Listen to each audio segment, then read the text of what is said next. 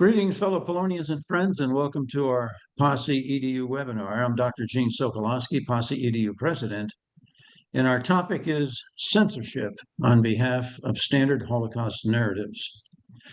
By way of quick background, we at POSSE EDU are an educational organization, and our mission is to educate the American public accurately on key aspects of Polish and Polish-American history, culture, and relevant current events.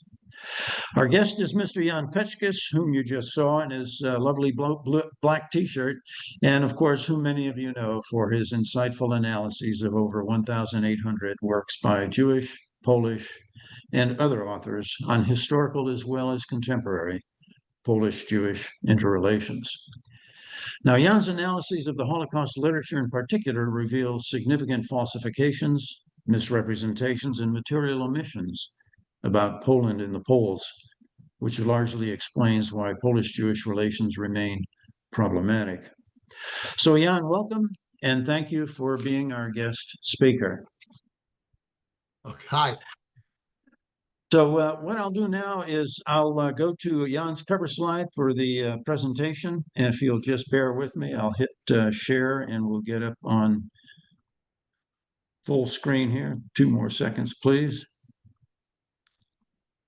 Let's see, there we go. Okay. So as you see here, there are 3 URLs. The first is Jan's comprehensive online database website titled Jews and Poles Database. Jan's analyses of the many works he has reviewed are fully searchable by keyword phrase identifiers, as well as by author, book title, or year of publication. And his topic guide provides an extensive list of phrases, each of which directs viewers to the answers of many common questions related to Polish-Jewish relations. The second website, titled Justice for Polish Victims of the Second World War, provides comprehensive information on this topic under various categories, and it does so in a visually oriented format. Now, at that third URL you see, you can view our webinars that have been posted to YouTube thus far. So our webinar procedure will be as follows. First, we'll show Jan's slide. And then second, while the slide is shown, I'll present a question for that slide or the following slides. And then third, Jan will address the question by discussing in detail that slide or the following slides. So with that, let me proceed, please, to the second slide and the first question. Jan, we know that Jewish groups have long pressed for laws that censored and even criminalized Holocaust denial. Please tell us how these laws have backfired on them. Okay, this is very much ironic. For the longest time until recently, there were no laws governing how genocides are to be taught and what's forbidden to be questioned in history. Never were any formal laws like that. Then the Jews started it. They made it a crime to deny the Holocaust. And they said, of course, it was to prevent it from ever happening again. That's nonsense. Anybody could say that. We don't want the Armenian genocide to be ever happen again, so we have to outlaw questioning it. We don't want the Holocaust, the genocide of Poles, to be ever happen again, so we get a right to deny by law the questioning of the Holocaust. Okay, that's nonsense. It's a special right that Jews made for themselves, and in that sense, oh, it went up. In that sense, it backfired. Now, a lot of nations have various laws that govern how history is to be taught. And the Jews are furiously screaming about it, about interfering with academic freedom and this and that. Baloney. The Jews invented it, the Jews got it going, and the Jews got a taste of their own medicine. Other nations have now copied the Jews and started regulating what can and not be taught. For example, the Jews are all over the place. That in 2018, the peace government made a law that criminalized blaming Poland collectively for the Holocaust. It doesn't, as contrary to Jewish lies, it does not prevent individual Poles from being called on the role in the Holocaust. It only criminalizes blaming the entire Polish nation for the Holocaust. And the Jews are absolutely furious about it, but they're the ones to let it go. As Belovesu says, criminalization of Holocaust denial after World War II has transformed social reality. That's pretty strong. Transformed social, it changed everything. Jewish influence isn't just additive, it's transformative. It changes everything. In this case, not to their advantage. And led to a global spread of memory laws in 3 ways. And it's kind of ironic how it goes on, what the Jews tried to do. On one hand, they're trying to outlaw Holocaust denial, whereas in Israel-Palestine, they want to silence the Palestinian Nakba, the oppression of the Palestinians. So it's kind of ironic the way it works. It's all hypocritical and Jewish serving. No other way to put it. Next slide. Now, Jan, we also know that Jewish pressure has prevented Norman Davies from getting tenure at Stanford University. Tell us why this was of such strategic importance in marginalizing the Polish voice and protecting standard Jewish narratives. Okay, it all happened when Norman Davies was a top British professor who specialized in Poland, and he was considered the world's leading historian on Poland. If anybody's qualified to get tenure, especially at a prestigious school like Stanford, it should have been him. But instead, as we shall see, the Jews raised a big stink and they prevented him from getting tenure. Okay, and said many leading historians agreed that he mistakenly, excuse me, I crossed out the word mistakenly because there was no mistake, denied tenure to a scholar considered the world's leading historian on Poland. Obviously, and at face value, it is difficult to uncover reasons for his rejection. Of course, because there aren't any. It's all bogus. It's all a pretext. So what was it? Now, Davies took Stanford to court, but he lost. That's not surprising. Normally, courts do not make decisions. They do not interfere in the tenure process. The only way this can succeed in court, if the denial of tenure was like for racism, blatant racial discrimination, something very narrowly tailored and obvious like that. Okay? Otherwise, courts do not take sides in tenure decisions. They let universities do whatever they want to do. It's a peer club. That's all it is. Okay, and one of them actually, one history professor said, the real issue, of course, surprise, was the Jewish issues. The Jews complained that Davies is too pro-Polish. He wasn't. He was even-handed the way he treated Poles and Jews. And besides, who cares? What if he was too pro-Polish? I thought universities are supposed to be diverse in viewpoints, a marketplace of ideas where students get exposed to different perspectives and ideas. It's especially ironic because Jews claim all the time, make a virtue out of it. You know, where there's 2 Jews, there's 3 opinions. They make a virtue out of being divided, about arguing among themselves, debating among themselves, opening their mind to different viewpoints. That's a lie. Well, actually, it's true, something like questioning God or questioning religion or questioning morality.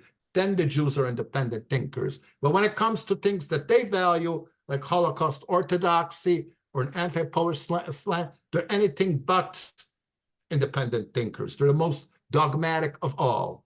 Okay, so Norman Davies was denied tenure, and some people say, "Well, so what? I mean, he got tenure at a different university." Yeah, right. So what? Think about it. Would this be tolerated?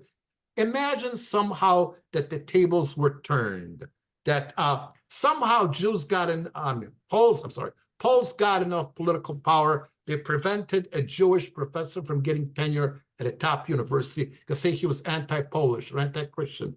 How would that fly? Not for a moment. We wouldn't hear the end of it. Be endless protests and complaints. There would be a congressional investigation. How these Polish bigots ended up silencing a brave, path-breaking Jewish scholar, you know, who was dumping on Poland and all that. They would take the Jewish side. It would be unthinkable that something like that happened. But that's what happened to Davies. At that, okay, another professor, Schupbach, said it was in a memo directed at treatment of Polish-Jewish relations. And there's more to it than that. Possibly, Davies had a special strategic significance because he was a very good world's leading historian of Poland. We don't want to give him any top prestige. We don't want to give him any special attention. Perhaps he could get a following. Perhaps he could inspire other Polish scholars to go into academia and stand up for Poland. And so we can't have that. So it's a chilling effect. The Jews want to control the narrative. I'm not saying the Jews control the academia. No, I am saying the Jews have a heck of a lot more influence in academia than do the Poles. And so they want to maintain it that way. They want to maintain a certain narrative. Sure, there are Polish scholars in academia, but notice almost none of them write anything that is critical of Jews.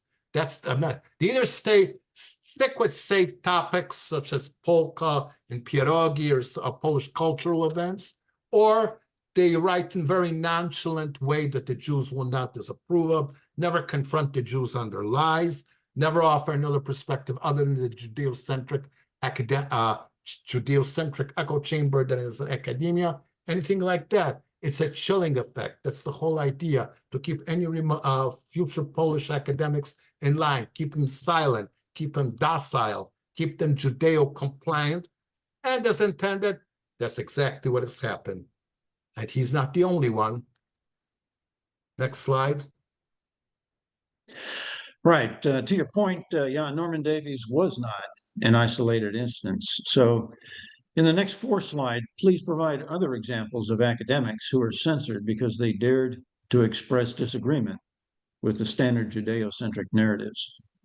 Okay, one of them was Dr. Marek Jan Chodakiewicz. He's written several books. I've reviewed them. They're very good, very scholarly.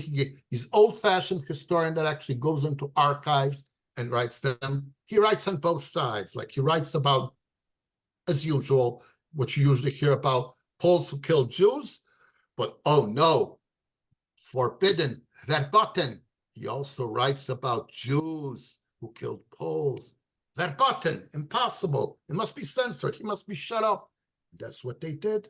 He's described a younger, productive scholar of modern Polish history who has been the victim of a systematic effort to destroy his career, deny him the ability to publish in his field, get him banned from conferences and speaking engagements at public institutions, and blacken his reputation. All what the parent called denying him the ability to operate as a scholar in his field. Yeah, that is grotesque censorship and can provide an angry reaction. If one side can censor, especially so blatantly, so can the other. If we go into allowed to go into extremist thinking, we could think Jews don't respect Polish scholars. That means we don't have to respect their scholars. Going to extreme thinking, we could take all the Jewish books out of the libraries, pile them up, and burn them in giant fires. If one side can do gross censorship, so can the other. Okay, next slide. Okay, remember Norman Finkelstein? He wrote The Holocaust Industry. Absolutely forbidden thing, absolutely forbidden. When I remember when it first came out, like on Amazon.com, a whole bunch of Jewish reviewers wanted him silenced. They were absolutely beyond furious, beyond hysterical what he had written. What happened? Upon the publication of The Holocaust Industry, Finkelstein promptly lost his long-term instructor position of political science at Hunter College City, University of New York. Despite possessing an outstanding teaching record and 3 internationally recognized books to his credit at the time, he was let go under a pretext. Yeah, budgetary cutbacks. Yeah, my foot. And then another university went to DePaul University. The Jews also raised a stink about him getting tenure. He didn't get tenure there either. And in this case, he actually submitted this. He wrote, "For the record, I do not begrudge DePaul's decision to deny me tenure. It has always been my belief that no one except me should have to bear the cost of my political convictions." Oh, no, no. I thought academics should stand up for their professors. When Poles challenged some Jewish attackers and Polish attackers of Poland, the universities backed them up, supported them, supported their lies and the right to tell lies about Poland. But the Poles should have stood up for Finkelstein, even didn't agree with them. The sustained pressures exerted on a middle-tier Catholic institution vulnerable to charges of anti-Semitism would probably have proven intolerable. There you go. The magic word of anti-Semitism, even if the professor himself is Jewish, is enough to rattle the saber of anti-Semitism and shut somebody up, and that's what they've done. Okay, they're vulnerable to it. Okay, implying that they can't be anti-Semitic. Well, if let's say for the sake of argument that it's true, this is anti-Semitic, then well, there's no law that prevents professors from getting tenure, keeping tenure because they are anti-Catholic or anti-Polish. So sure as hell, there should be no law or policy that prevents professors from getting and keeping tenure, even if they are in fact anti-Semitic. No, either you're tolerant of all opinions, even if you disagree with them, even if you find them repulsive, or you're not. Either academia is free, academic freedom exists, or it doesn't. Simple as that. Next slide. Okay, we had another experience that described in the previous webinar on Jedwabne. Ewa Kurek, courageous Polish scholar, she's written about this. She started a petition drive to get Jedwabne exclamation done. She came to Chicago. I've heard her speak a couple of times. She's a good speaker. I've supported her research, and I told her so. And they got suddenly one time, personal experience. I'm not reading about this. This is a personal experience. Her speaking engagement in Chicago was canceled. It was on Catholic property. I guess somebody called the Catholic Church and raised a big stink about it, manipulated it to get her canceled, to get her censored right then and there. Unheard of to anybody else for it to be done. All right. Now, they spread all kinds of lies about her. They said that they called her big names, a revisionist. Oh, if you don't agree with Holocaust orthodoxy, oh dear, you're a revisionist. Okay. And then you could, on my website, I write Ewa Kurek correct. You can look it up. Many things she was accused of, I think she was basically correct. One egregious lie they said attributed to Ewa Kurek was that Jews are enjoying the Holocaust. That is a blatant lie and a defamatory lie. That's not what she said. What she said was that Jews, despite the tragedies they were experiencing, tried to live a normal life under the Holocaust, and sometimes that involved humor. It's called gallows humor. When you mock a horrible situation, you laugh at it, you mock a horrible, incomprehensible situation. For example, one example I looked up myself. There was a Jewish author, Kitty Hart. She was in Auschwitz. She saw the crematory ovens and the stench and the smoke and all that. And somebody inside her block made up a dance and named it Under the Smoking Chimneys. Well, were these Jews enjoying the Holocaust? Of course not. Were they celebrating their own destruction? Of course not. They're just gallows humor. They're just trying to make sense of a senseless and utterly tragic situation. That's what Ewa Kurek was talking about. She wasn't saying that Jews are enjoying the Holocaust. Come on. Okay, desperate lies that some Jews will tell to discredit who they want. Okay, there was another one. There was a Polish investigative journalist, Wojciech Sumlinski. He's written a couple of books about Jedwabne, Powrót do Jedwabne 1, 2, and 3. I have reviewed them. And he also does the movie about Jedwabne. A while they took it down from YouTube, pressure of censorship, but eventually it came back. Okay. And then they tried to prevent the original return to Jedwabne from being published. Jewish pressures, they tried to suppress it. Sumlinski, like Ewa Kurek, experienced last-minute cancellations of speaking engagements in an attempt to shut him up. Okay, eventually his word got out, but he had to go through that censorship. Okay, thought control. They don't want alternative views to be said about Jedwabne or anything else. The Jews want to control the narrative and impose it on everybody else, and jealously guard even relatively minor challenges to this orthodoxy. Okay, next slide. Okay, this censorship has occurred on a wider basis than just a few professors that I have written about. Okay, Wikipedia is not usually considered a reliable source of information, but it is widely read. For this reason, it has strategic value. Who gets to control it? What's written at it? Because it's widely read. Okay, there was a whole bunch of scholars that were removed from it, from Wikipedia. Marek Jan Chodakiewicz, talked about him before, historian Leszek Zebrowski, historian Mark Paul, Mariusz Bechta, Peter Stachura, another historian, Wojciech Muszynski, another historian, Jan Zaryn, Ewa Kurek I mentioned before, Tadeusz Piotrowski, Richard C. Lucas, and others. It's been purged from it. Well, the Jews objected to it, all kinds of pretexts to get it removed, okay?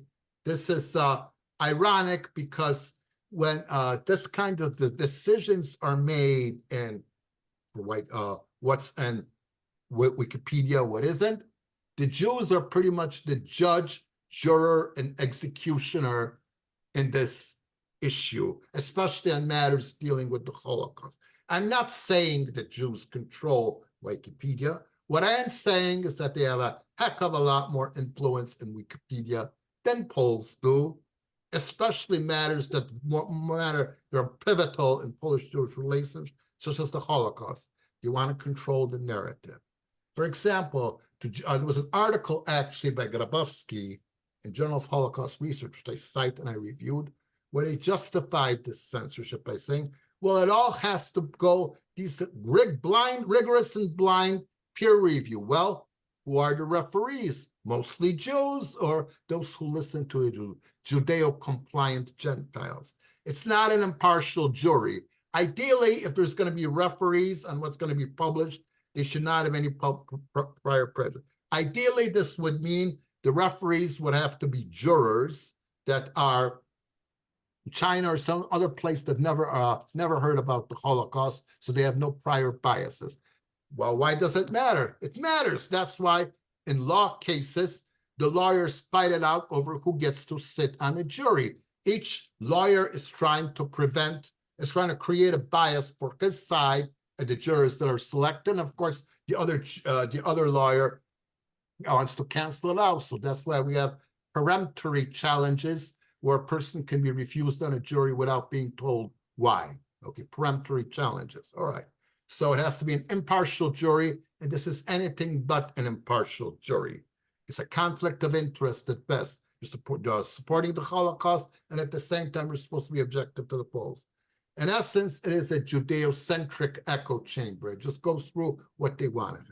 Now, Jews also have other subtle pretexts for censoring Polish scholars, other than this obvious thing. For example, they disparage some of these scholars, Polish scholars, but, well, Polish scholars are self-published, and so therefore they're not really up to par, they're not really as credible as the major publishers. Well, that's also disingenuous and a lie, because the Jews know damn well they have a hell of a lot more resources than Poles have. They're much more capable of getting their works published in reputable publishers than our Poles. We're often forced to do self-publishing. It's not equal resources. It's not a level playing field by any stretch of the imagination, and the Jews certainly know that. Okay, and then their complaint is that these books by Poles are not enough PhDs. Really? Well, how we all know there's a heck of a lot more Jewish PhDs than Polish PhDs. And so it's a power disparity right there. Again, it's not a level playing field. It's like Aesop's fable of the fox and the stork. The fox invited the stork over. They ate a meal from a flat dish. The meal was identical, the dishes were identical, but it was very unequal because the fox can easily lap from up food from a flat dish, whereas the stork can barely get his beak into a flat dish and get the food. And so, according to the story, the stork turned it around, divided the fox over, and the food this time was served like narrow vase-like dishes. So the fox could barely lick at the food, whereas the stork could stick his beak into it and get it all out. Okay, so it's a power disparity, this business about PhDs. And of course, the mantra that something is widely discredited. Widely discredited by whom? By the Jews and their mouthpieces. Okay, so these Judaic Gentiles who do what the Jews want. All right, and then here's the clincher. We say that somebody that's a fringe opinion a fringe academic or a non-mainstream academic. Really, but what's mainstream? Mainstream is what's mostly written, which is mostly written by Jews. There's no way around the fact that most of the material about Holocaust is published by Jews or by very Judeo-compliant Gentiles. So that's going to define what is mainstream. So by definition, anything written by Poles that descends from it is going to be fringe or non-mainstream. It's going to be self-fulfilling. It's a farce, another ground for discrimination. Then there's the ever-present point of view bias. Of course, that can be said any other way. These attacks on Poland are very much point of view biases, but of course the Jews are never called on that. They largely control much of academia, especially the narrative in academia, and they get to define what is and what isn't a point of view. Okay, next slide. Well, Jan, we also know that books have been banned after they were published because they challenged the prevailing Judeo-centric narratives. So in the next 3 slides, please describe some of these censored works. Okay, there was a book out called a few years ago, The Betrayal of Anne Frank. The authors, this actually became a bestseller on the New York Times list. It was popular, so it was dangerous. What it said was that the Frank family was betrayed by a Jew, Arnold van den Berg. And then there was, the Jews were absolutely furious because the Anne Frank diary is one of the main pillars of Holocaust education, popularization of the Holocaust. Well, it doesn't follow at all, merely because the betrayer was a Jew would have any effect on it, but they won't take the chance. Jews want to be spotless. They just want to be victims. They don't want any connotation that Jews can also have done wrong, much less that Jews could also have been in some ways complicit with the Holocaust. That's absolutely forgotten, especially for an iconic item like the Anne Frank diary. So what happened? They got a whole bunch of Dutch scholars to refute it, and then I've reviewed that too. The Betrayal of Anne Frank, a refutation. Actually, they don't betray it. I mean, they don't refute it. They just argue that the evidence is not strong enough. Really, how strong does it have to be? The authors really defend. Dr. Arthur Sullivan really defends their accusation. It's purely subjective opinion that the evidence is strong enough or not strong enough, whatever. It's purely subjective, okay? But at least they're honest about. Normally, if a book has mistakes on the Holocaust, it doesn't draw a team of scholars that organize themselves to refute it. They just let it go. Like, look at Jerzy Kosinski's garbage, The Painted Bird. It's mostly fraudulent anti-Polish attacks. It was shown to be false, but it's still like on libraries, just like it in shelves. Never happened. Never was a team of scholars that looked at it to denounce it and to expose its flaws. It was just simply relabeled Holocaust fiction.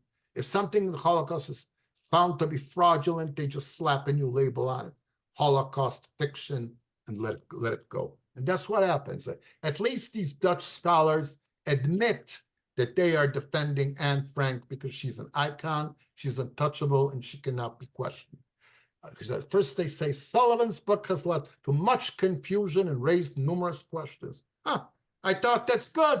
What the leftists and Jews always tell us, well, a good book is supposed to confuse you, make you think, get you out of your comfort zone, get you asking questions, get you arguing. Leftists often say, good art is supposed to offend you. It's supposed to make you uncomfortable.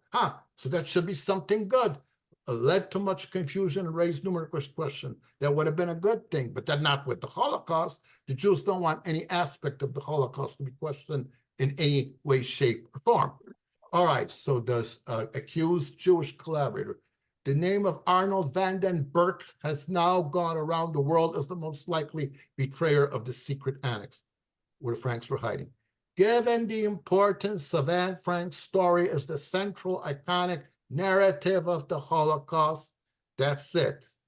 Meaning that van der Berg is now positioned as the archetypical traitor. Well, maybe so. but at least see how honest they are about how they're trying to stick up for the Jews and to stick up for the Anne Frank sacred cow, the Anne Frank icon of the Holocaust. Even though the evidence that it would harm Anne Frank's, the credibility of Anne Frank in any way is very low, they still won't let it happen. They're absolutely furious. We felt it incumbent upon us to rewrite this report, for only then can we do justice to the past. Ha ha ha. When did these Judeo-centric scholars give a rat's behind about doing justice to the past, to the Poles, concerning all the lies that are being said about Poles in Poland, and also to do justice to the people of the past? Really, when did they care a whit about doing any kind of justice to the people of the past? The Poles were lied about and defamed and marginalized when it comes to the Holocaust. That's the way it is. Forgive me. It's a total farce. And it keeps going on and on. There's no end to it. Next slide. Okay, there was a famous Russian writer, remember? Alexander Solzhenitsyn. He wrote The Gulag Archipelago and was a very famous writer. And because he's so famous, he said some unflattering things about Jews that the Jews want to bury as much as possible, especially because the writer has some prestige, he has some following, and the Jews don't want this word to get out. The book was called 200 Years Together. That was in Russian. In English versions, there's a short version in English, which has excerpts of it, called The Crucifixion of Russia. That is what I reviewed. And then this is how the author of POLSKU describes the original Solzhenitsyn book. Published in the original Russian, 2002, the book by Alexander Solzhenitsyn was received with a firestorm of rage and denunciation from the literary and media world, from the Jews, and from almost the entire intelligentsia of the established order of the West. It's furious because it describes Jews in an unflattering manner. You can't do that. Jews are always victims. They're always innocent. Jews never do anything wrong. Jews can at worst be perceived to do wrong.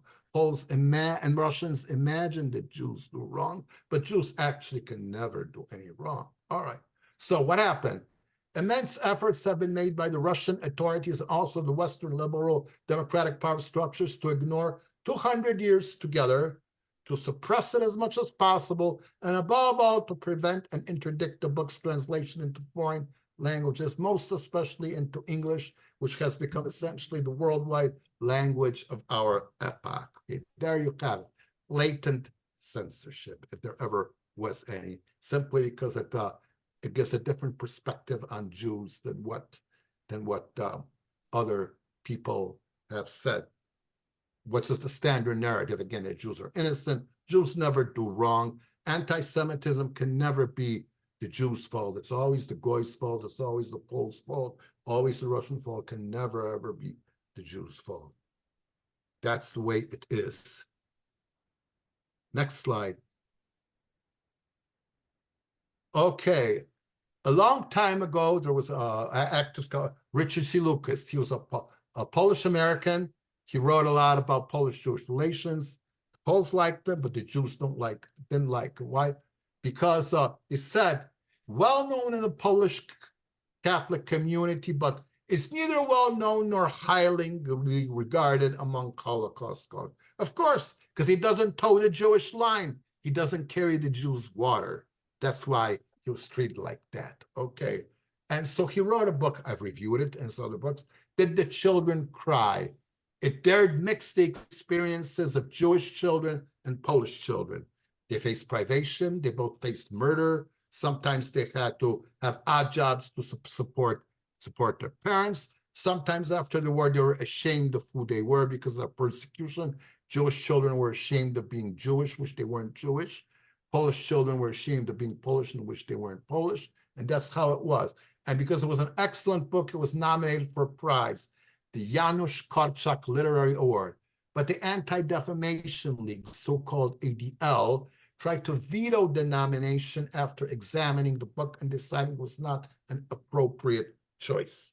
This is a pattern of behavior. See, Jews don't want their suffering compared with anything else. They don't want the suffering of Jewish children to be juxtaposed or compared with the suffering of Polish children, even if the experiences at the individual level are very similar. They don't want that.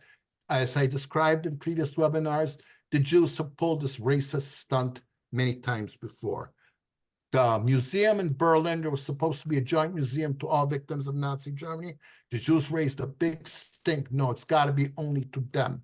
And they justified it as, well, other peoples can have their own monuments. Okay, so Jews have to be standalone by themselves. They cannot be mixed with anybody else, because the Jews damn well know that the Jewish-only monument will get all the attention. Other monuments, a tiny monument to the gypsies, another tiny one to homosexuals.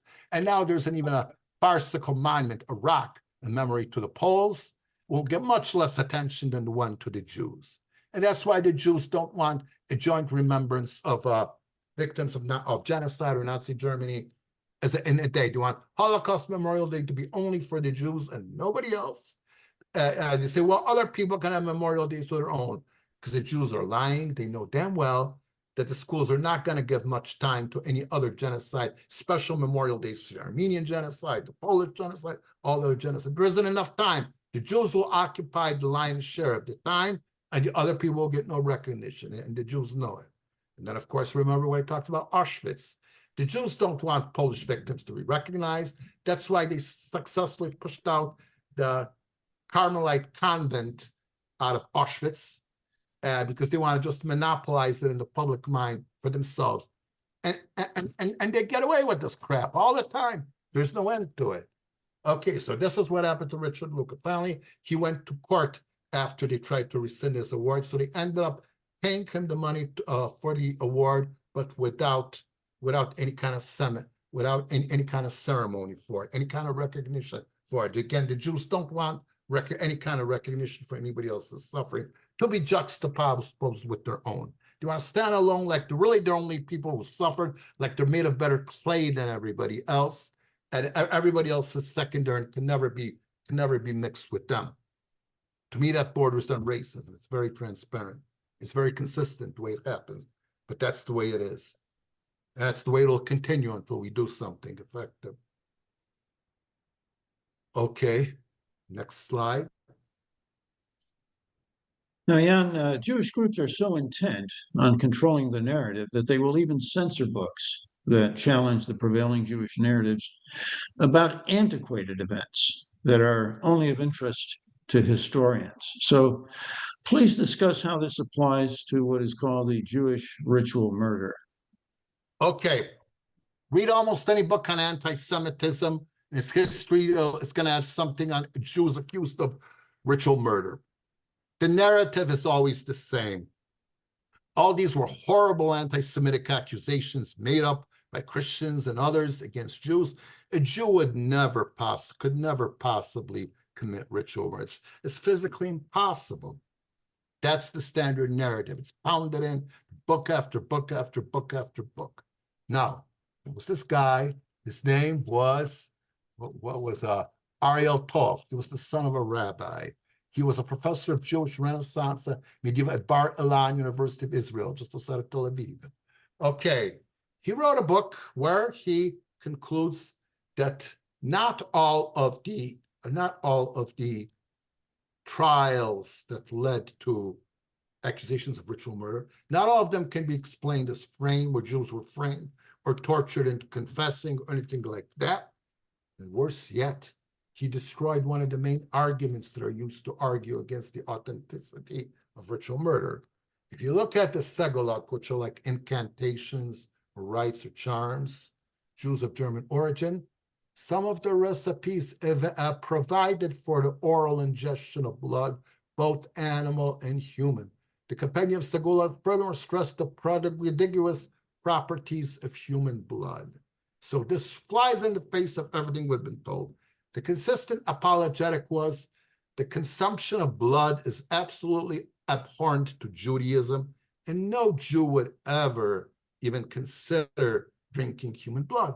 But this contradicts it. Just because mainstream Judaism supposedly, or largely actually, as opposed to any kind of drinking of human blood. It doesn't mean that there cannot be offshoots or sects of Judaism that could, in fact, drink human blood and could, in fact, do ritual murder. So it is possible. It cannot be dismissed out of hand just because the Jews don't like it, because they want to suppress it. Jews want to have the moral high ground so they can consistently blame everything on Christians instead of owning up to their own faults in the past. And one of these is to monopolize it, to outlaw any possibility of thinking that some cases of ritual murder could have happened.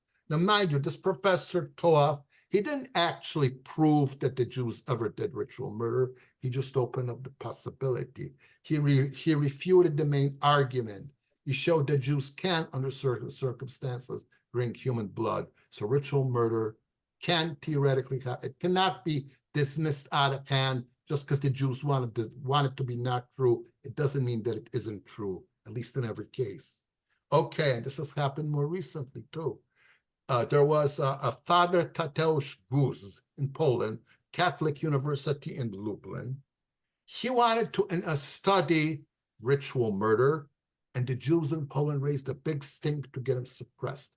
Blatant censorship. See, Jewish Museum Poland condemns Catholic University for not disciplining professor over ritual murder claims. You can look up this exact title on Google and find the article, okay? So you see, they tried to gag him. They tried to get the shame and condemn the Catholic University for not silencing him for doing this forbidden research on a forbidden topic. It's a sacred cow. Jewish innocence is a sacred cow. It cannot be questioned. Fortunately, it looks like the Catholic University kind of defended him as saying, well, it's academic research, which is exactly what it is. Academic freedom means the right to investigate things which may be unpopular, and which may be repulsive, and which some people, the Jews, would very much like to have shut up. But that's what academic freedom is, and that's what it's supposed to be. It looks like that's what happened in this case. But I haven't seen anything more recent about Tadeusz Guzik writing about ritual murder. So I guess the censorship work, self-censorship, censorship by intimidation, where you shut yourself up to avoid any further trouble from what you had before. Most censorship is actually self-censorship, getting yourself to shut up in order to prevent any kind of problems, so the other side does not raise a big stink about it. Okay, next slide. Yeah, and we now come to Hannah Arendt, a German Jewish historian and philosopher who exposed Jewish Nazi collaboration. And for this, she was subjected to a highly organized campaign of vilification and silencing by Jewish groups. So in the next 4 slides, please describe this oppressive campaign of censorship. Okay, you have, all right, 1963, actually 61, 62, Hannah Arendt was in Jerusalem. Adolf Eichmann was being tried. Instead, and she wrote a book about it, Eichmann in Jerusalem. But instead of just writing about that, she actually looked into something that wasn't supposed to have happened. She started writing about Jewish Nazi collaboration. And the Jews were absolutely furious. Like, what are you doing? Is Adolf Eichmann on trial, or is it the Jewish community that's on trial? That's what you've done. The Jews got hysterical. This is what she wrote in her 1963 book.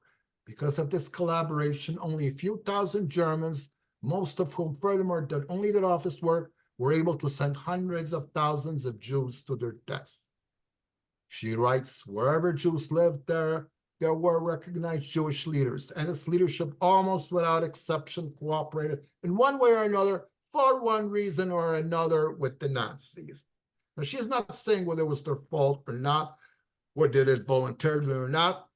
The central truth is the same. The Jews played a major role in their own destruction. We can sort out whether it was consensual or not. That's a separate issue. Fact remains the Jews were involved in their own destruction. The whole truth was that if the Jewish people had been unorganized and leaderless, there would have been chaos and plenty of misery, but the total number of victims would hardly have been between 4.5 and 6 million, okay? That's pretty strong. And then all hell broke loose. The Jews were absolutely furious. A very organized smear campaign to discredit her began. I have 3 other books that talk about it. It's got to be read to believe just how hysterical it was to try to bury the truth and to silence her. Again, the narrative is that Jews are only victims. Jews never do anything wrong. Jews cannot be criticized. And this flew right in the path of that. Okay, next slide. Okay, so one author named Kohler says just how effective Arendt has been. No one has ever pointed out with such clarity and then proceeded to document how the Jewish councils had collaborated with the Nazis. This exposure of a national lie led to a campaign of defamation that lasted about 2 years in the United States, Israel, and Germany. So it was well organized and it spanned a few nations. And then this is how Arendt described what was happening to her. People are resorting to any means to destroy my reputation. They have spent weeks trying to find something in my past they can hang on me. Typical, happens today all the time. To make me persona non grata in the academic world too, they have sent Ernst Simon to the universities and speaking against me everywhere in Hillel societies.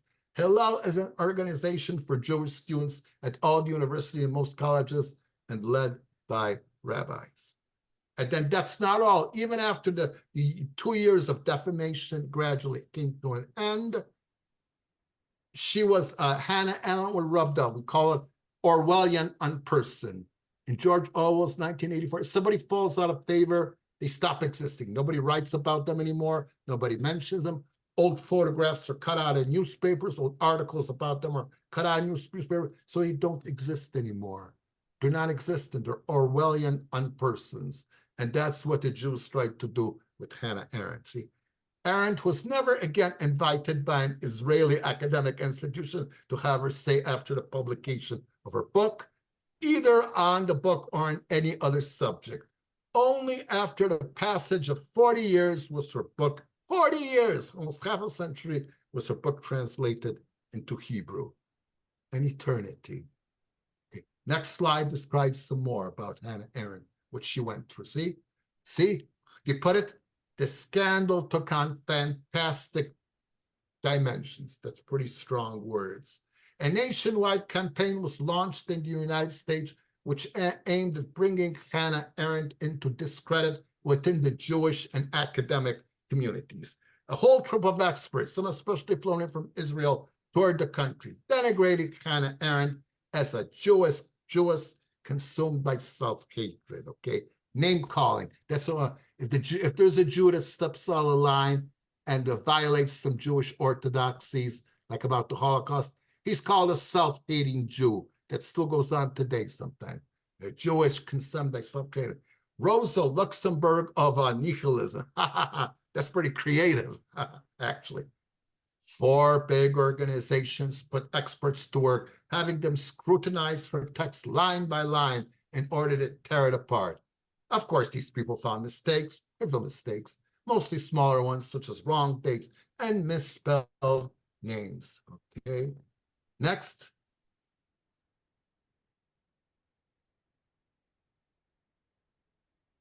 Okay, now, here's another testimony of how Hannah Arendt was silenced.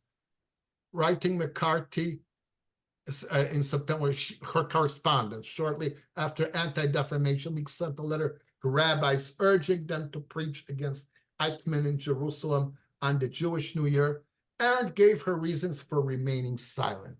The attacks against her in review after review were part of a political campaign to create an absurd image of the book to hide the real one. There it is. Make a caricature out of her, destroy a strong man, discredit her at any cost, any way, shape, or form.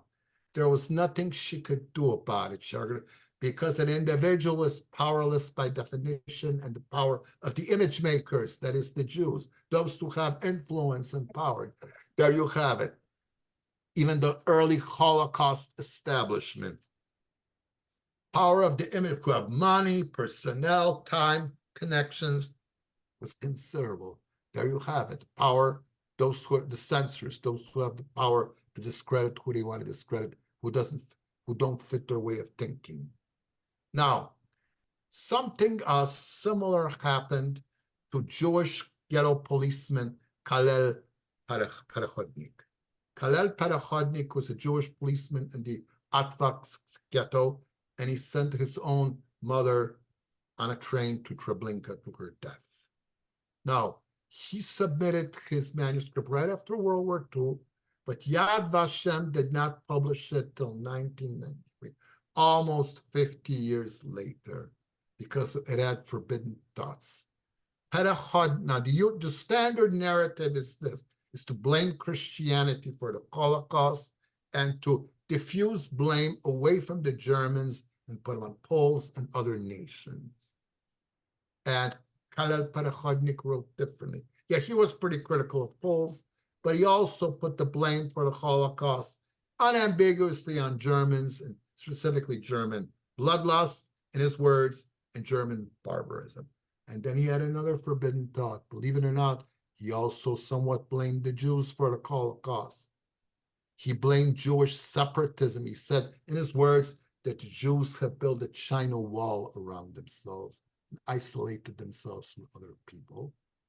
And how can we expect to be liked and accepted when we don't like and accept other people? He didn't directly blame Jews for the Holocaust. He didn't say the Jews brought the Holocaust on themselves, but he said that Jewish attitudes played a role in causing anti-Semitism and even the Holocaust. And that's a forbidden thought. You can't say, you're supposed to say that Jews are victims. Jews never do anything wrong. You can't say that the Jews had anything to do with making the Holocaust happen. And that's what Perechodnik did. And that's why he was an Orwellian unperson for almost 50 years. Yep. That's how it is. Okay, next slide. Now, Jan, we know that censorship can also be soft. For example, by using shaming as a means to make someone become quiet. Essentially, it makes the individual self-censor. So in the next 4 and final slides, please provide some examples of this shaming method. Okay, first of all right. One scholar, Bogdan Musiał, he wrote about the Soviet occupation regime, use of Jewish collaboration with the Germans. That's the Żyda Komuna, Judeo-Bolshevism, which the Jews want to bury it. They keep calling it a myth. They try their best to suppress it. And they accused, of course, surprise, accused them of anti-Semitism. Some readers sensed anti-Semitic patterns of argumentation under the service of Musiał's assertion. Since this would suggest the Jews themselves bore some responsibility for the pogroms due to their behavior. Horror of horrors, forbidden thinking, heresy, suppress it, burn them at the stake. Look at this, see? Jews must be innocent. Jews can never do anything wrong. They can't even play a part in having anti-Semitism against them. They can't even play a small part in having pogroms done to them. It's an absolute forbidden thought. It's censorship. Okay, this has happened in other cases too. You can look up in Google, Polish Professor X. Okay, in the Polish Academy of Sciences, there was a historian, Krzysztof Jasiewicz. He talked about Jews and communism. He also suggested that without Jewish cooperation, the Holocaust would not have happened. He's pretty much saying what Hannah Arendt was censored 50 years ago. But he was still, this kind of censorship still continues. It's absolute forbidden thought to admit that the Jews had anything to do with their own destruction, or that the Jews had anything to do that contributed materially to their destruction. 50 years ago it was Hannah Arendt. Now it's a Pole, Krzysztof Jasiewicz. Same thing. Do wonders never cease? Do Judeo-centric wonders never cease? Okay, next slide. Okay, and then it happened in other countries too. Martin Hohmann was a German in the German Christian Democrat. He suggested, he shouldn't have, that Jews as well were victimizers. Oh no, you can't say that, that's forbidden. Jews are victims, always victims. They're never victimizers. Jews can do no wrong. Citing the role played by Jews in the Russian Revolution. Oh my goodness, what's this world coming to? And the Soviet secret police, what happened to him? He was criticized not only by the left, but also by many leading conservative politicians. They all fell in line with the Jewish way of thinking. Eventually, he was forced out of the party with a vote of 78% in favor of expulsion. Blatant censorship, if there ever was. Okay, next slide. Okay, now comes the part about shaming. Poles have talked about the pedagogika wstydu, which means pedagogy of shame, really the politics of shame, but it's very real. It's amidst this politics of leverage. Over the past 35 years, human rights international organizations have extensively used naming and shaming for social change around the world. Yeah, the pedagogika wstydu is not only real, it is a major political tool designed to get for leftists and Jews to get what they want and to silence any kind of opposition. That's exactly what it is. And then there's this Jewish author Steinlein. He talked about what the issue of Jewish dual loyalty. Jewish Americans are Americans, they're also for Israel. There is a dual loyalty. So how do you silence this? Again, shaming. Shaming is used to create self-censorship to protect Jews from any kind of criticism. I'm not taking sides in this. I'm not saying whether American Jews should support Israel or not. Can they or can't they? I am saying how censorship and shaming, self-censorship is used to make this happen. See? We have no less difficult a balancing act between group loyalty and a wider sense of belonging to America. That America has largely tolerated this dual loyalty, good choice of words, we get a free pass. Why? I suspect largely over Christian guilt about the Holocaust. Makes it no less a reality. There you have it. He openly admits Holocaust is used to induce guilt, to cause people to self-censor, even if not censored by institutions, they have to censor themselves, to, not to offend the Jews, not to fall out of line what Jews want them to think, and so on. Next slide. Okay, now here we have it again. We have a scholar, Shimon Rednik. He was met with two Jewish sisters who went through the Holocaust. They were rescued by Poles. And still they try to talk him into not presenting the Poles into favor of life. Okay, so there's censorship by moral authority. They have a certain moral authority because they are Holocaust survivors, and they use this moral authority to try to censor, get him to feel guilty about writing about Poles in a positive manner. They try to influence somebody. They didn't just express this opinion to themselves. They tried to influence a scholar to actually avoid writing positively on Poles. Again, using name and shame. Yeah, and that's the way it is. Yeah. Czołem Wielkiej Polsce. Hail Great Poland. Good night. Dobranoc. Well, Jan, as we come to a close on our webinar, we at POSSE EDU thank our viewers for their interest in each of our webinars. And Jan, thank you for explaining how academics have been censored by Jewish groups because they disagreed with the standard Judeo-centric narratives. And these censored academics, for example, include Norman Davies, like you said, Marek Jan Chodakiewicz, Norman Finkelstein, and Ewa Kurek. And you also discussed Wikipedia's censorship of unwelcome Polish scholars, and there's a whole list of those. Again, Marek Jan Chodakiewicz, Leszek Zebrowski, Mark Paul, Mariusz Bechta, Peter Stachura, Wojciech Muszynski, Jan Zaryn, Ewa Kurek, Tadeusz Piotrowski, and of course, Richard Lucas. There were others as well. You also reviewed for us how Rosemary Sullivan's book, Betrayal of Anne Frank, a cold case investigation, was castigated severely in order to protect the so-called prestige of the Holocaust after Sullivan showed that Arnold Fundenberg of the Jewish Council in Amsterdam betrayed the location of the Franks to the Gestapo. We also saw how Alexander Solzhenitsyn's book, 200 Years Together, A History of the Russians and the Jews, was censored because it didn't comply with the standard Judeo-centric narrative that Jews are, as you said, solely victims and can do no wrong. We also saw the censorship of Richard Lucas's book, Did the Children Cry? Because it juxtaposed the sufferings of Polish children with Jewish children.